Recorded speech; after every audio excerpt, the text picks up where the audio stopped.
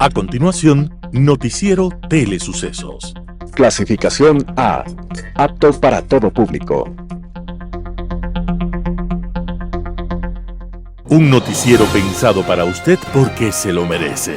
Nos acercamos a la realidad desde diferentes perspectivas. Noticiero Telesucesos. Primera parte del Noticiero Telesucesos con las noticias más importantes del día.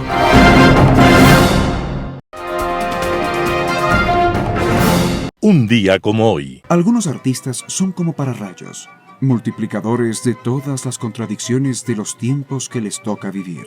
Un caso de esos es el de un pintor conocido como Hilario Germán Edgar Degas, o simplemente Degas, un mimado por la fortuna, pero que se lanzó al azaroso espacio del arte, donde no todos triunfan a pesar del talento. Degas, de familia de banqueros y de comerciantes de algodón, fue impulsado por su padre a estudiar Derecho. Pero, por suerte, Degas sospechó que en el mundo sobraban las leyes y faltaban las obras de arte. Entonces tomó el óleo y los pinceles, y aunque se inspiraba en los maestros del pasado, sus cuadros fueron modernistas. Degas tiene el mérito de haber perpetuado y dignificado lo intrascendente, unas carreras de caballos o cualquier intimidad de la vida teatral. No obstante, Degas, el mimado de la fortuna, enfrentó en sus años de adulto una economía precaria y tuvo que hacer lo que nunca quiso: vender sus cuadros. Esto y una progresiva pérdida de la visión lo convirtieron en huraño, arrogante y ultraconservador, pues llegó a afirmar que la clase trabajadora debería trabajar, no estudiar ni prepararse. Degas, el hombre que marcó una vida con su arte y su talento, había nacido un día como hoy, 19 de julio de 1834, y los pintores y los amantes del arte prefieren recordarlo como lo mejor que pudo ser y hacer, como un maestro de la pintura. Las principales noticias del día. Titulares. Se difiere nuevamente audiencia en el caso Independencia Judicial. En 2 semanas, el Consejo de Participación Ciudadana y Control Social tendría el reglamento para el concurso del nuevo fiscal general. Desde hoy, el Centro de Revisión Técnica Vehicular Los Chillos atiende a taxis. En política internacional, otra vez el terror. Los editoriales serán de Emilio Palacio. Menos bla bla bla, por favor. Roberto Aguilar, el taimado abogado de 2 narcos. Noticias del día. Se difiere nuevamente audiencia en el caso Independencia Judicial. Para este jueves 18 de julio se tenía previsto que se reinstale la audiencia de evaluación y preparatoria de juicio en el caso Independencia Judicial. Sin embargo, la diligencia no se pudo realizar porque Wilman Terán, uno de los procesados, señaló que no podía defenderse telemáticamente desde la cárcel La Roca al no contar con las herramientas tecnológicas adecuadas. El expresidente del Consejo de la Judicatura, que este 17 de julio se salvó de la censura en la Asamblea Nacional antes de que se reinstalara la audiencia preparatoria de juicio, insistió en que el juez de la Corte Nacional de Justicia, CNJ, Julio Inga, está violando sus derechos humanos y mostraba con una cámara que se encontraba en una habitación del centro de reclusión, vigilado por agentes de seguridad y sin tener ni teclado para usar la computadora. Según Terán, esta situación, a la que calificó como una infracción penal, afecta su derecho a la defensa. Ante esta situación, el juez Inga recordó que había emitido 2 disposiciones previas, solicitando al Servicio Nacional de Atención a Personas Privadas de la Libertad, SNAI, que le proporcionaran las facilidades necesarias para participar en la audiencia, incluso sugiriendo su traslado a la Corte Nacional de Justicia en Quito. Por estas razones, Inga reiteró su solicitud al SNAI para que traslade a Wilman Terán y decidió posponer la audiencia por 6ª vez, programándola para las 8:30 del viernes 19 de julio del 2024. En el caso Independencia Judicial, Wilman Terán está bajo investigación por presunta obstrucción a la justicia. Esto ocurrió después de que votara a favor de destituir al juez Walter Macías, quien dirigía un proceso judicial contra la vocal de la Judicatura, Maribel Barreno. En 2 semanas, el Consejo de Participación Ciudadana y Control Social tendría el reglamento para el concurso del nuevo fiscal general. Después de la pugna dentro del Consejo de Participación Ciudadana por la designación del presidente del Consejo de la Judicatura, la tranquilidad aparentemente volvió a esta institución. El 17 de julio de 2024, el Pleno del Consejo de Participación Ciudadana y Control Social sesionó sin problemas y logró avanzar en sus trámites. El Consejo de Participación está por entrar en una nueva etapa que va a generar polémica, el concurso para la designación del nuevo fiscal. El periodo actual de la fiscal Diana Salazar se cumple en abril de 2025. Hasta esa fecha, el Consejo de Participación Ciudadana y Control Social debería tener lista la designación de su reemplazo, que estará en el cargo por 6 años. Según Andrés Fantoni, actual presidente del Consejo de Participación Ciudadana, en las próximas 2 semanas se espera que el Pleno ya apruebe el reglamento para ese concurso de méritos y oposición que debería acabar antes de abril de 2025. Por ahora se avanza internamente. El correísta Augusto Verduga recibió el encargo del Pleno para elaborar un borrador que luego deberá ser analizado por el resto de los consejeros. También los otros despachos trabajan en sus propias propuestas y después se convocará a mesas técnicas para elaborar el borrador que finalmente llegará a conocimiento del Pleno. El reglamento del concurso es la base para cada una de las actividades que incluye el proceso. Ahí, por ejemplo, se debe determinar claramente qué calificaciones se tomarán en cuenta para las fases de méritos y oposición. Al respecto, existen 2 propuestas: que la fase de oposición incluya solamente una prueba escrita de conocimientos calificada sobre 50 puntos, eliminando la prueba oral, y que la fase de oposición incluya la prueba escrita y la prueba oral. Atención, desde hoy el Centro de Revisión Técnica Vehicular Los Chillos atiende a taxis. La alcaldesa subrogante de Quito, Fernando Arracines, informó que desde este miércoles se abre una nueva línea de revisión en el Centro de Revisión Técnica Vehicular Los Chillos. Hemos cumplido nuestro compromiso de acercar la revisión técnica vehicular RTV para el gremio del taxismo. Cuando aprobamos la ordenanza de la RTV en Quito, dijimos que va a la par a tomar medidas que permitan que mejoremos el servicio como municipio hacia ellos, y lo hemos hecho de la mano de la Agencia Metropolitana de Tránsito. Actualmente teníamos 2 centros en Carapongo y Guajaló, y se agrega otro con la finalidad de que puedan realizar una revisión más cercana, subrayó. Finalmente añadió que los centros donde se revisan taxis tienen como particularidad los velocímetros para garantizar que el taxímetro esté funcionando bien y que no esté adulterado. Este centro, ubicado en la calle Isla Fernandina, sin número, y avenida General Rumiñahui, tendría una área de influencia para alrededor de 10 y 12 operadoras. Por su parte, Washington Martínez, director general de la Agencia Metropolitana de Tránsito, AMT, señaló que la capacidad de traer taxis a ese centro no influye en la atención a vehículos particulares porque existen los suficientes turnos y espacios para atender a toda la ciudadanía. Entrevista del día. En Radio Sucesos estuvo Mario Pazmiño, analista internacional en seguridad y defensa, y habla sobre el reclutamiento de menores de edad para grupos de delincuencia organizada. Escuchemos lo que dijo. Creo que el país no ha analizado a profundidad uno de los factores más importantes de crecimiento de las organizaciones delictivas. Como usted bien lo había manifestado, el 60% de estas organizaciones, de los integrantes de estas organizaciones, son menores de edad. ¿Cuántos integrantes tenemos de estas organizaciones? Aproximadamente 20,000, de acuerdo a lo que había manifestado el mismo presidente de la República. Otros analistas dicen que son muchos más. Eso quiere decir que 12,000 son menores de edad, los que integran estas filas. Pero ¿dónde se dan estos reclutamientos? ¿Dónde son los lugares propicios? Los lugares propicios son áreas portuarias, porque están cerca de los puntos de salida de la droga. Los suburbios, áreas marginales y también áreas fronterizas, por donde transita y se desplaza la droga. Pero hay una característica especial.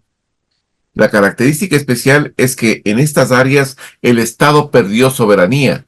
No hay una presencia efectiva del Estado. Pongo unos ejemplos. Guayaquil. Sectores como Durán, sectores como la nueva Prosperina, el Guasmo. Ahí el adolescente es reclutado para varios fines. El primero, venta de drogas, para que reclute también a otros compañeros en los centros educativos. Se los utiliza como halcones o como vigías para poder tener información de las personas extrañas en el sector del santuario, o si es que llegan las autoridades de la fuerza pública. A cada uno de estos muchachos le pagan entre 500 y $1,000. Muchachos de 10 a 12 años que les ponen a jugar, les dan un teléfono solo para que informen. Pero ese es el negocio perverso que tienen este tipo de organizaciones. En Esmeraldas va un poco más allá. En Esmeraldas los utilizan como hormigas, que no es otra cosa que traslado de droga en pequeñas cantidades al del centro de acopio, porque no despiertan mayor sospecha, pues un muchacho, un niño, con relación a las autoridades. Pero hay unas causas estructurales, y esas causas estructurales están marcadas específicamente por la pobreza e inequidad. Es un factor, son dos factores que han venido desde mucho tiempo atrás, en toda América Latina y en el país especialmente, que ningún gobierno ha podido solucionar. A esto súmele la falta de acceso a una educación de calidad, servicios básicos, salud, en fuentes de empleo, que no tienen estos muchachos ni sus familias. Entonces tenemos un problema mucho más grave. Descomposición familiar, donde los niños son abandonados porque los padres tienen que buscar el sustento para traer un pan a la mesa, pues los muchachos son abandonados. No hay control, pero en ese control también juegan un papel importante las autoridades y las instituciones educativas, que no se preocupan por hacer un seguimiento, no solo en las aulas, sino también afuera. Esa es la función verdaderamente de los profesores y de las instituciones. En otros países como Japón, China, Corea, los maestros no solo se dedican al tema de la formación en las aulas, sino también hacen un seguimiento para ver que ese muchacho tenga un ambiente adecuado dentro de su familia. El otro aspecto de influencia para el reclutamiento está en los medios de comunicación, porque los medios de comunicación también colaboran directamente creando esta glorificación de los delincuentes o de los narcos. Las famosas series de narcos, de donde se correcto. Entonces, una vida fácil. El niño que no tiene una mayor comprensión del tema, le ve como que ese es un objetivo de vida y hacia allá se va. Terrible. La falta de presencia efectiva del Estado en los santuarios, en donde perdieron ese tipo de soberanía y donde el Estado ya no tiene una injerencia. ¿Quién ejerce un control ahí? Básicamente son estas megabandas que crean estos santuarios donde hay una gobernanza criminal y se proyectan a hacer lo que se conoce internacionalmente como los microestados dentro de un estado centralizado. Ahora, ¿el Estado estaría todavía en posibilidades de intervenir estos santuarios o ya está todo perdido y ya está en control de estas bandas? Bueno, el Estado está haciendo todos los esfuerzos. Por ejemplo, me parece que hay que también reconocerlo. El Estado, en el caso de la Huacharaca, que era uno de los santuarios más importantes a nivel nacional, la Fuerza de Tarea Conjunta Esmeraldas hizo una intervención muy importante allá y pues logró cambiar en cierta forma, este escenario. Pero estos patrullajes o presencia estatal es muy esporádica. Lo que se necesita es que exista una presencia permanente del Estado en estas localidades, en estos territorios. Y no solo la presencia de la fuerza pública, sino de los otros poderes del Estado y de las otras instituciones estatales, del Ministerio de Educación, del Ministerio de Salud, del Ministerio de Transporte, de todos. Porque este es un problema que no es solo militar y policial, es un problema nacional. Entonces todos tenemos que estar involucrados en la solución de este problema. Jaime Carrera, director del Observatorio de la Política Fiscal en Radio Sucesos, habló acerca de las consecuencias económicas por la paralización de la producción del bloque 43 del ITT. Veamos la nota. Evidentemente que en esta crisis muy severa fiscal, económica y de dólares, dejar de dotar el ITT ocasionaría grandes desajustes al país, ¿no? Hasta el mes de mayo de este año se exportó por el ITT 8 millones de barriles a $66, son $544 millones. Hasta fin de año la exportación o la explotación de este recurso serían de unos 19 millones de barriles, es decir, 1.300 millones de dólares que el Ecuador dejaría de ingresar. De allí, si descontamos costos al presupuesto del Estado, entrarían neto unos 1.000 millones de dólares. Este valor de 1.300 millones de dólares equivale a subir el IVA 3 puntos, del 15 al 18%, o duplicar los impuestos a los aranceles, o aumentar las tarifas de impuesto a la renta en un 25%. Y al margen de estas comparaciones, dejar de que el Ecuador ingrese dólares por esta magnitud debilita evidentemente la dolarización y la economía en su conjunto. Y de allí que encontrar la forma de que se siga explotando el ITT es una tarea urgente para el país.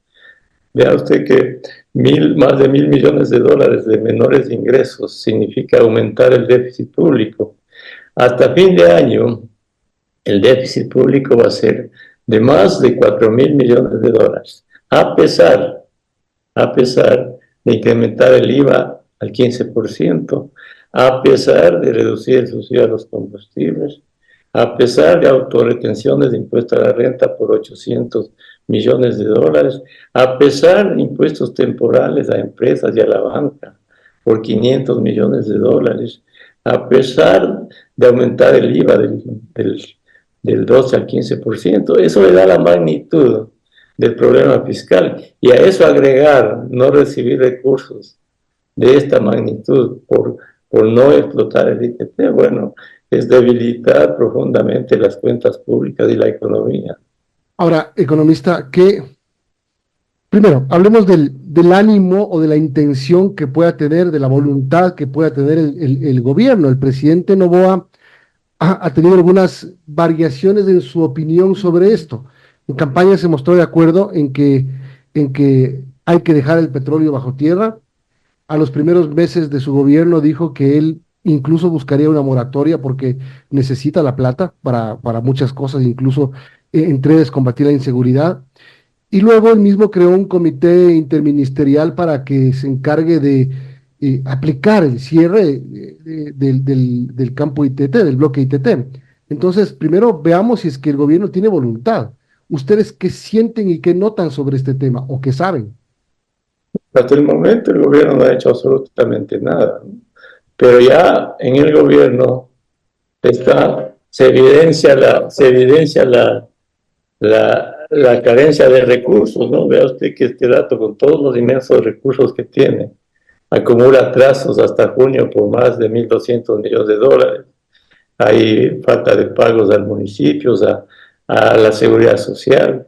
Entonces el gobierno no se muestra en esto como una incertidumbre total. Bueno, si no hace algo para continuar percibiendo estos recursos, la crisis fiscal va a ser severa. Porque además, la pérdida del Ecuador por las inversiones que se hicieron en estos campos hasta 2023 son de alrededor de 2.800 millones de dólares.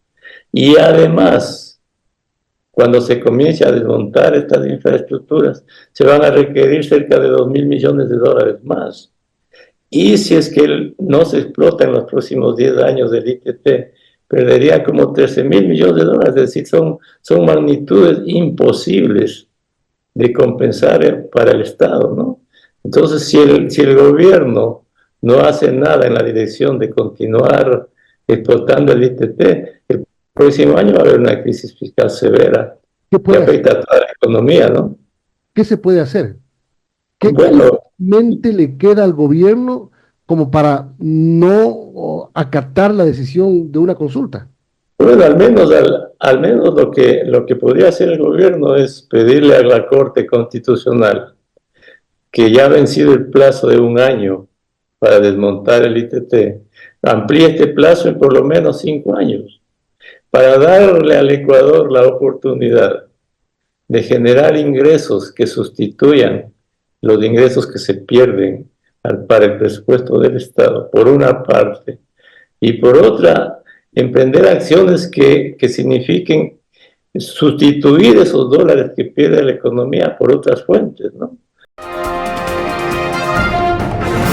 En Impacto Informativo, Henry Cucalón, precandidato presidencial por Construye, habla acerca de la situación política del país. Escuchemos lo que dijo. Toda intervención estatal siempre será positiva. Por experiencia les digo, ojalá que sea permanente, porque si no, se mueven. Ya conozco lo de los tanques, los cobras, van, después los mueven, van de uno hacia otro. El tema es que sea permanente por el tema de la estructura del delito. Y ustedes son comunicadores de fuste, saben que lo que les estoy diciendo es verdad. De las mismas experiencias de este gobierno y de finales del gobierno pasado, con Durán mismo.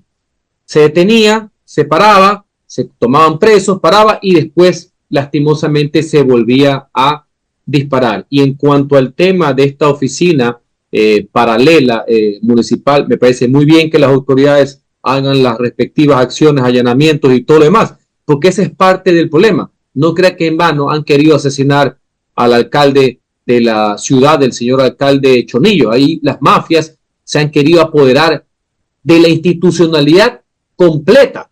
¿Me explico? Y por eso el Estado tiene que entrar absolutamente con toda su fuerza. Lo cual no significa, cuidado, nos confundimos. Una cosa es haber descubierto esto, me parece bien que las autoridades, la justicia, la fiscalía actúen, no significa necesariamente que eso es con consentimiento del señor alcalde, por así decir. Esa es una cuestión ilegal, marginal, que él mismo la ha denunciado, ¿no?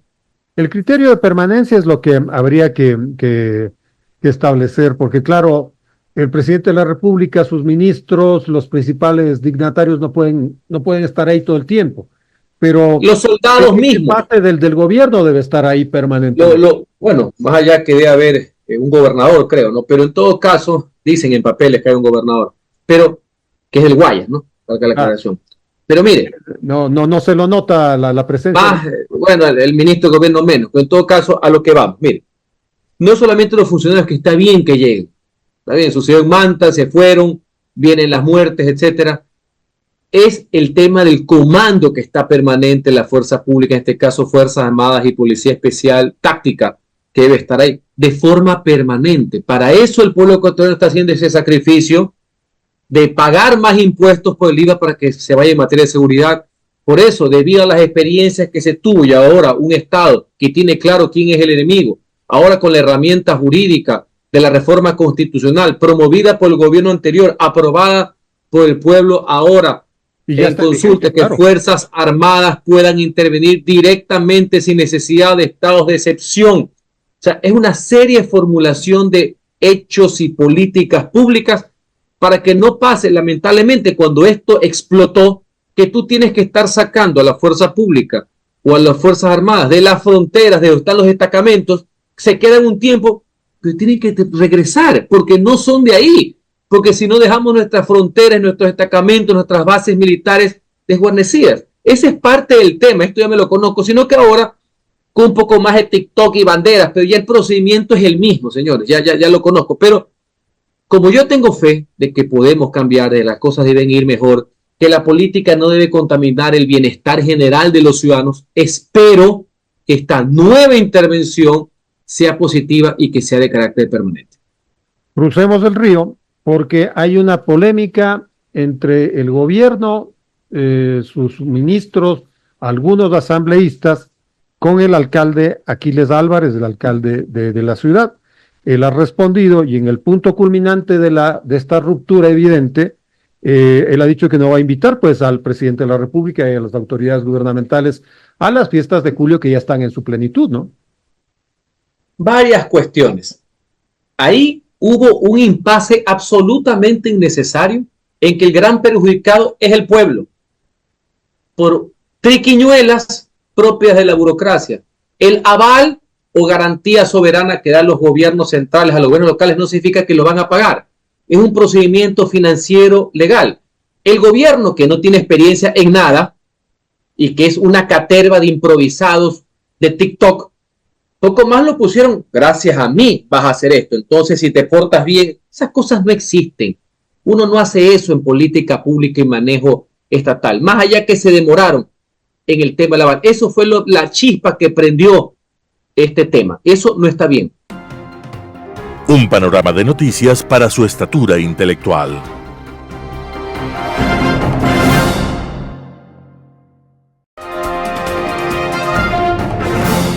Global Hoy con Alan Catey. Otra vez el terror.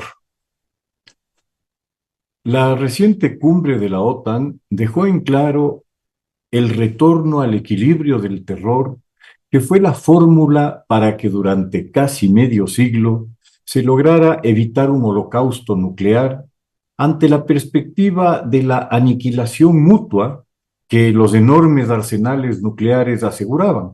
Se había llegado al punto de estar en la capacidad de destruir al enemigo 8 veces.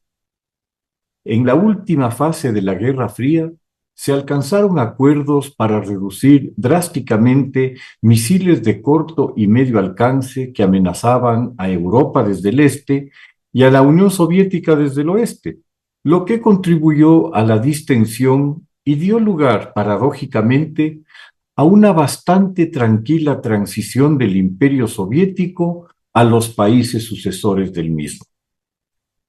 Lo menos conveniente en ese delicado momento era despertar las paranoias de la nomenclatura administrativa y militar soviéticas que estaban enfrentadas a la liquidación de un proyecto político de 70 años, al cual habían dedicado sus vidas y al que debían sus privilegiadas posiciones, con los consiguientes beneficios materiales que los habían convertido en los herederos de la antigua nobleza zarista al interior de lo que se presentaba como una sociedad sin clases, según la atosigante propaganda estatal.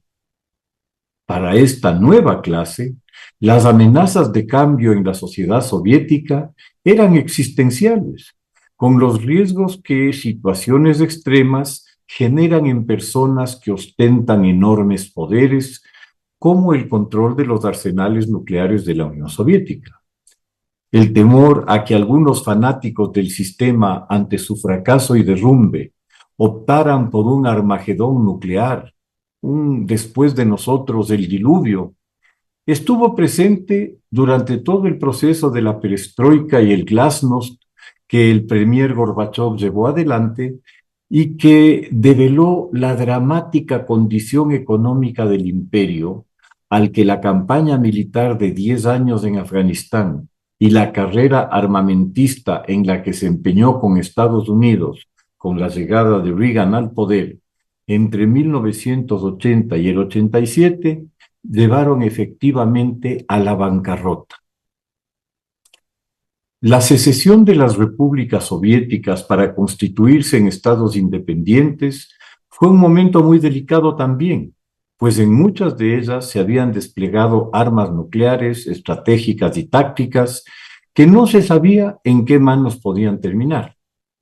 Para la tranquilidad de todos, se retiraron las armas y se las trasladó finalmente a Rusia.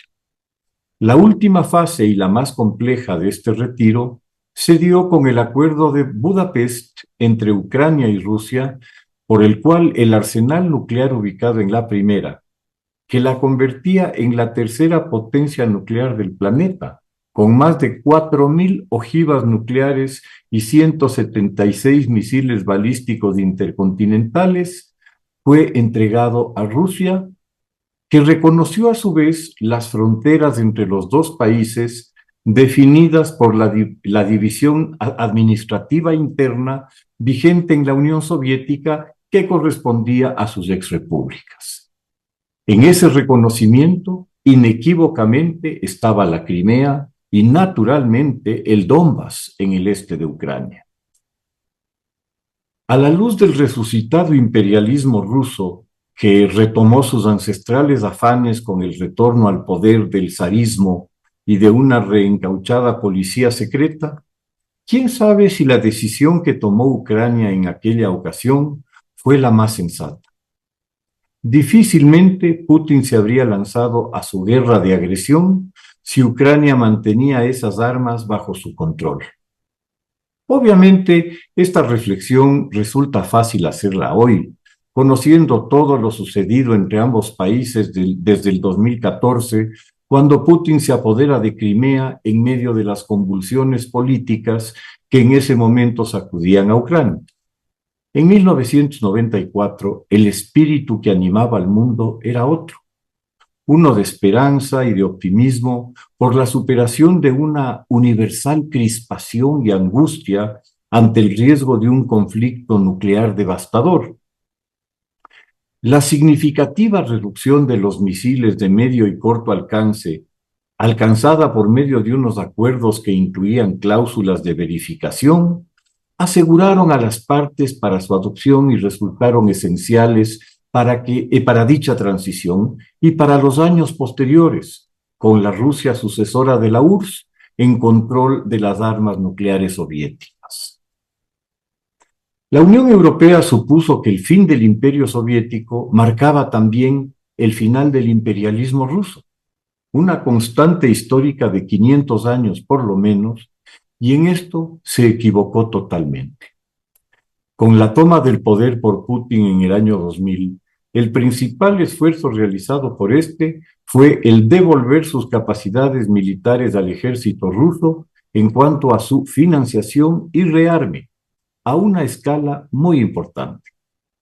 Mientras Europa reducía sus inversiones en defensa a niveles de práctica incapacidad operativa, Rusia, que ilusionó a la Unión Europea con una energía barata desde su gran producción de gas y petróleo, que fue desarrollada, curiosamente, en gran medida por inversiones de capitales y tecnología occidentales, se vio beneficiada con enormes ingresos por tales ventas. De igual manera, los gasoductos para el transporte del combustible al inicio por vía terrestre atravesando Ucrania, que obtenía por derecho de paso ingresos importantes, y luego por el gasoducto submarino por el mar Báltico para despojar a Ucrania de tal fuente de ingreso, fueron desarrollados con capital europeo. En efecto, fue Europa quien financió el rearme ruso mientras ella se desarmaba. No fue suficiente para despertar a Europa a la realidad de una Rusia agresiva y expansiva, la anexión de Crimea ni la guerra disfrazada en el Donbass, continuando durante 8 años la compra del gas ruso sin reaccionar, pese a las advertencias, con la reconstrucción de unas fuerzas armadas prácticamente inútiles e incapaces de enfrentar a una Rusia que, entre 2014 y 2022, puso a su industria militar a toda su capacidad para su agresión a Ucrania. La cumbre ha provocado alguna reacción que habrá que ver a dónde llega para que se reactive en serio la capacidad industrial que Europa requiere para enfrentar a Rusia.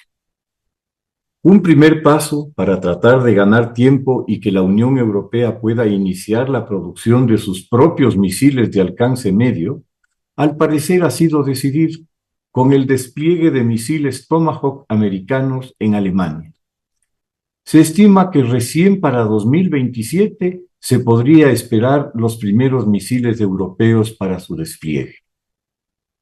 El otro interrogante que se abre es el de las armas nucleares propias, cuya cantidad, si unimos las británicas y las francesas, son una fracción de las rusas, algo que pone a la Unión Europea y a la OTAN muy vulnerables al chantaje y a la intimidación militar rusa, tal como se ha evidenciado en el conflicto en Ucrania. El otro anuncio ha sido la ratificación de la incorporación de Ucrania a la Unión Europea y a la OTAN, una vez se cumplan ciertos compromisos que se anuncia están muy adelantados por parte de Ucrania. Queda claro que, por lo pronto al menos, las posibilidades de un alto al fuego y algún tipo de arreglo diplomático, dentro de los lineamientos establecidos por Putin, que plantean en efecto la capitulación de Ucrania, son irreales. Y Putin, vista su capacidad industrial, va a seguir machacando a Ucrania hasta que ésta acepte las condiciones rusas, es decir, su fin como Estado independiente. Estas son las nuevas circunstancias en las que se va a desenvolver las relaciones Europa Rusia y Ucrania en el próximo tiempo. Muchas gracias. Editorial. Menos bla bla, por favor. Artículo de Emilio Palacio publicado en Diario La Hora. Vivimos momentos muy difíciles, señor presidente. Nunca como ahora habíamos tenido tantos motivos para llorar. Lloramos por cada víctima de la violencia. Lloramos por los que sobreviven, que deberán convivir con el recuerdo de sus muertos hasta la cuarta o quinta generación. Lloramos por nosotros mismos, por la estúpida vergüenza de alegrarnos de que sea otro el que murió, cuando sabemos que caerán muchos más y que a cualquiera nos puede tocar. Pero si el país llora con este dolor tan profundo, también llora, señor presidente, con más rabia que dolor, al ver con qué facilidad usted y la oposición se olvidan de que fue la mafia correísta la que provocó esta tragedia, para atacarse entre ustedes, los que supuestamente boicotean y el que supuestamente no hace las cosas bien.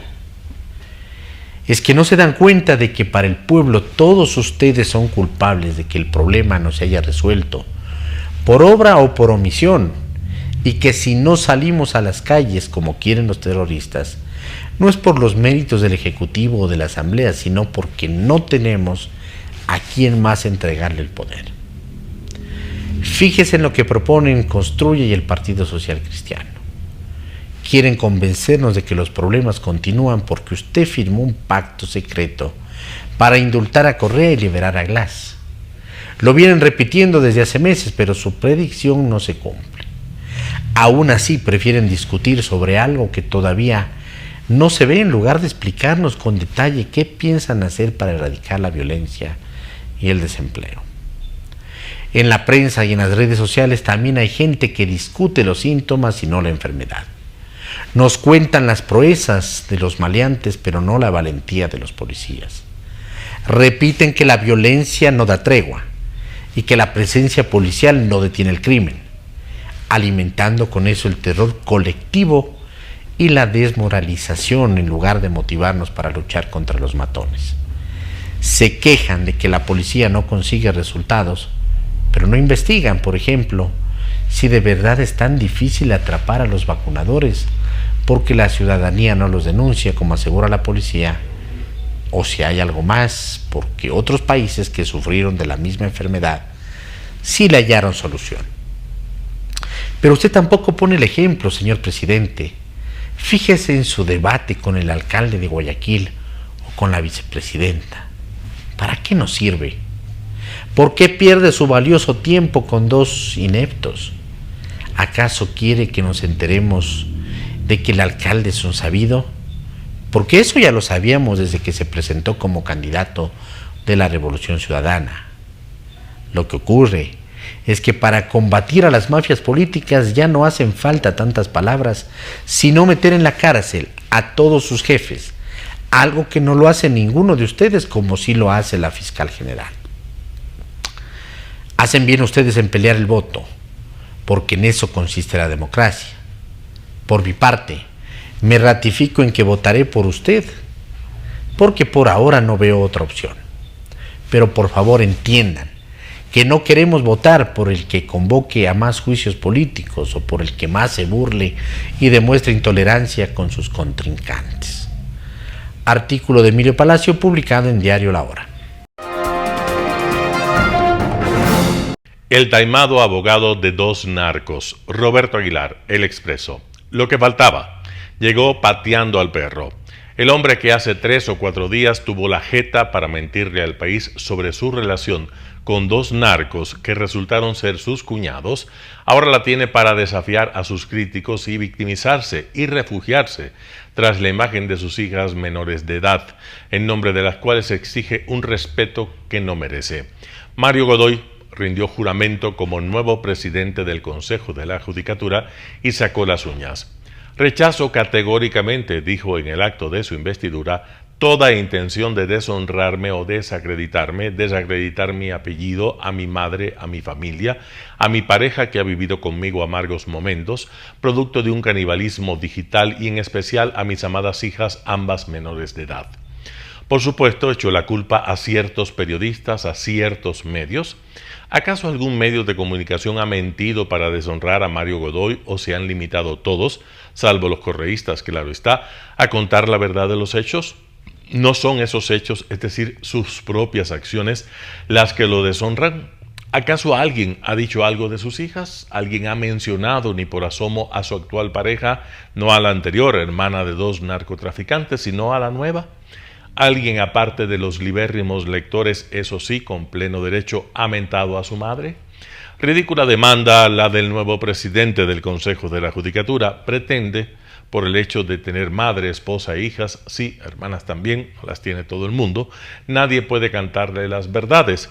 Y las verdades, o la verdad, la irrebatible verdad, es que Mario Godoy fue abogado defensor de 2 narcotraficantes, los hermanos Eduardo y Juan Pablo Larrea, hermanos de su esposa de aquel entonces. Y sí, cierto es que todo el mundo tiene derecho a un abogado, los narcos también, como no, hasta los nazis lo tuvieron. Pero el abogado de Adolf Eichmann no pretendió vendernos el cuento de la inocencia de su defendido y sobre todo no salió con el más adefesioso de los pretextos. Cuando lo acepté como cliente no sabía que era nazi. Godoy, en cambio, obviamente siente vergüenza de lo que hizo, por eso miente. Dice que lo buscaron 2 sujetos y resulta que eran sus cuñados. Dice que no sabía que eran narcos, que él nomás los representó en una demanda que pusieron ante la Supercom en la época de Rafael Correa, exigiendo una rectificación sobre un hecho noticioso, un asunto meramente administrativo según él, y resulta que la rectificación que pedían consistía precisamente en evitar que los llamasen por lo que eran, narcos, porque un par de sus narcoavionetas habían sido capturadas en Estados Unidos y la DEA los estaba investigando y ellos querían evitar que en el Ecuador se difundiera la noticia. Y por supuesto que con la ley correísta de ese entonces y la colaboración del miserable perro que estaba a cargo de la Supercom, consiguieron una sentencia favorable. Hoy los hermanos Larrea están presos y todo el mundo sabe que siempre fueron narcos. ¿Cuánto cobró Mario Godoy por encubrirlos? Ese es el nuevo presidente de la Judicatura, un abogado de narcos que, a días de prestar juramento para su nuevo cargo, le miente a país entero sobre su verdadera relación con ellos y llega pateando al perro. En sus manos estará el control disciplinario de los jueces, por no hablar del nombramiento de los nuevos integrantes de la Corte Nacional. Después de Wilman Terán, es un gran avance. Roberto Aguilar, El Expreso. Noticias internacionales. Biden da positivo por COVID-19 en medio de las especulaciones sobre su salud. El presidente de Estados Unidos, Joe Biden, presionado por sus compañeros demócratas para que abandone su campaña de reelección, dio positivo de COVID-19 mientras visitaba Las Vegas el miércoles. Se está autoaislando tras experimentar síntomas leves, según informó la Casa Blanca. La presidenta y consejera de Unidos US, Janet Murguía, explicó a los invitados que el presidente había presentado sus excusas y que no podía comparecer porque había dado positivo en la prueba del virus.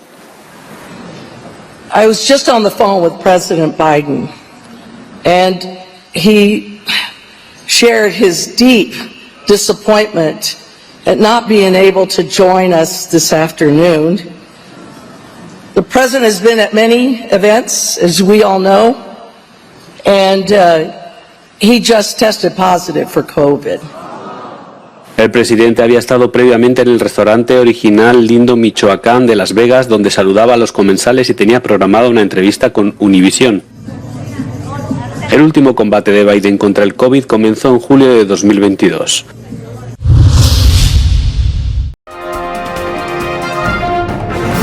El polémico discurso de Netanyahu sobre los rehenes enfurece al país. Cientos de israelíes protestaron en Tel Aviv el miércoles exigiendo que el primer ministro cerrara un acuerdo y explicara inmediatamente su reciente declaración pública en la que dijo que los rehenes están sufriendo, pero no muriendo.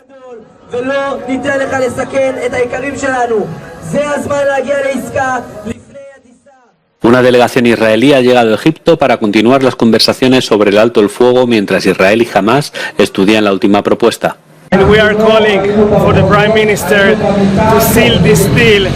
The Defense Minister and all the security services telling us this is the right moment to close this deal. If we want to close it now, we cannot do it anymore. We cannot take them back alive.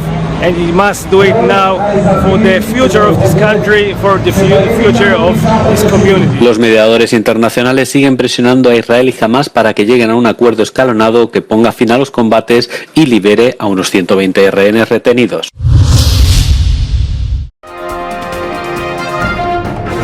Casa Blanca anuncia fecha de beneficio migratorio para indocumentados casados con estadounidenses. La Casa Blanca anunció este miércoles que los cónyuges e hijos indocumentados de ciudadanos estadounidenses elegibles al beneficio migratorio anunciado por el presidente Joe Biden podrán iniciar el proceso para obtener el estatus legal mientras permanecen en el país con sus familias a partir del 19 de agosto de 2024. Esta orden ejecutiva del presidente dice que las personas que entraron al país hace más de 10 años, están casadas con un ciudadano y el matrimonio ocurre antes de junio 17 del 2024, podrían aplicar para un parol, un permiso de trabajo, y los que no son inadmisibles a una residencia. Este amparo beneficiará a aproximadamente 500,000 de cónyuges de ciudadanos estadounidenses y a 50,000 niños indocumentados de padres que estén casados con un ciudadano. Marisela Medina afirma que la medida le da tranquilidad a su familia para seguir unidos sin temor a una deportación. Aunque yo hubiese metido una petición para arreglarle, él no califica porque tiene 2 entradas ilegales. La primera de sus 15 años y una segunda en el 2008. Entonces, esta última es la principal que le elimina de cualquier beneficio migratorio. El nuevo decreto de Biden también incluye un proceso para facilitar visas de trabajo a graduados universitarios, incluidos Dreamers, que hayan obtenido un título en una institución estadounidense acreditada de educación superior y que hayan recibido una oferta de empleo de un empleador estadounidense en el campo relacionado con su carrera. Paula Díaz, Voz de América.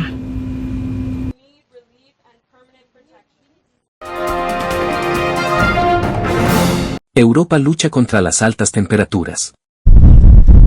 El Ministerio de Cultura griego ordenó cerrar la Acrópolis durante varias horas del mediodía del miércoles.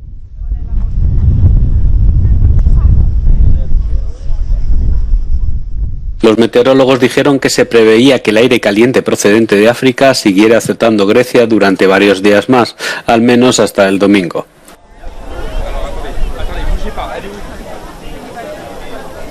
And the heat is unbelievable. Just yes, you have to stay hydrated, drinking, and hopefully you will survive in this weather. El jueves se van a alcanzar temperaturas que superarán los 40 grados Celsius, llegando incluso hasta 43 grados en algunas zonas. Las calles del casco antiguo de Dubrovnik están repletas de turistas a pesar del calor abrasador. Croacia registró las temperaturas más altas de su historia en el mar Adriático. Miles de turistas buscaban cualquier sombra para esconderse del sol mientras exploraban la ciudad. Las playas de la cercana localidad de Srebreno estaban abarrotadas de gente bañándose o descansando bajo las sombrillas. En la ciudad rumana de Iași, una persona ha muerto y otra se encuentra en estado muy grave tras un día al sol. Los médicos dicen que es importante conocer los síntomas de la hipertermia y la deshidratación y actuar lo antes posible. En Rumanía se mantiene la alerta naranja por ola de calor.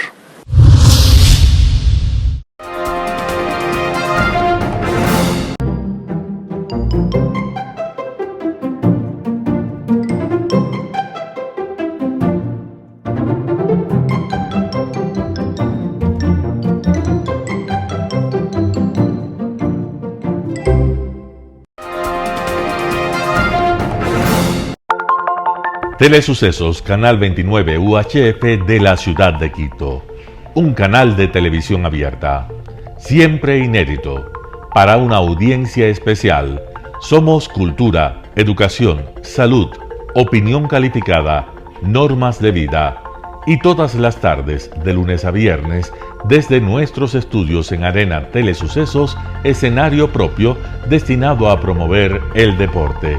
En tiempo real, usted y su familia, en su televisor, desde la comodidad de su hogar, disfrutarán de los partidos, eventos, campeonatos que realizamos diariamente de ecuavóley, básquet, box, lucha libre, cachascán, gimnasia, artes marciales, tenis de mesa, fútbol sala, transmisiones en vivo de los principales partidos de fútbol barrial y colegial. En fin, somos un canal inédito, inéditos en el deporte. Transmisiones de acción y conocimiento en el deporte. Espacio diario conducido por el arquitecto David López todas las tardes, de lunes a viernes, de 4 a 5 de la tarde. Siempre inéditos y distintos, siempre jóvenes. Personajes jóvenes de generaciones nuevas.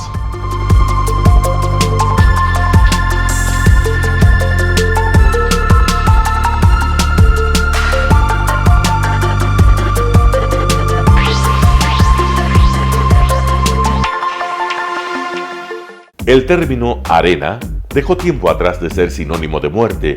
Hoy es un espacio de vida, de desarrollo de una de las actividades básicas del comportamiento humano, el deporte, que quizá, como ninguna, moviliza sentimientos y emociones, elimina como principio la violencia, intereses personales, trampas, desunión e intrigas. El deporte, con sus valores, solo deberá entregar mensajes de bien para mejorar las actuales estructuras sociales y políticas en deterioro en las que vive nuestro país. Hoy entregamos a nuestra audiencia de la ciudad de Quito deportes y en especial a la parroquia de Calderón, uno de los sectores populares de mayor desarrollo de la ciudad, con una población estimada en 1 millón de habitantes que están en contacto diario con el canal 29 UHF, presente con sus instalaciones deportivas en Llano Grande, su centro de gravedad. Telesucesos, desde nuestro estudio principal y en el de Arena Telesucesos, es el único medio de televisión que transmite de lunes a viernes 4 horas diarias de diversos eventos y novedades deportivas: el ecuavóley, básquet, tenis de mesa, halterofilia, taekwondo, esgrima, box, cachascán, gimnasia olímpica. Pueden ser observados en Canal 29 UHF y en todas las redes sociales en su televisión, sin ningún costo, desde la comodidad de su hogar, en nuestro canal y en las redes sociales. Arena Telesucesos es el escenario en donde el deporte tiene vida. Nuestros invitados y jugadores están en la cancha junto a usted y como nunca antes en la pantalla de su televisor, acercándole a un espectáculo inolvidable de luz, color y fiesta. Por fin usted encuentra el deporte que practica y que nunca es transmitido ni considerado por otros medios de comunicación con la importancia que nosotros le damos. El ecuavóley es el gran protagonista en una cancha con todos los estándares y comodidad para su práctica. Es el único deporte ecuatoriano con partida de nacimiento ecuatoriana. Somos inéditos, nos acercamos al deporte popular de nuestra gente que comparte nuestros esfuerzos.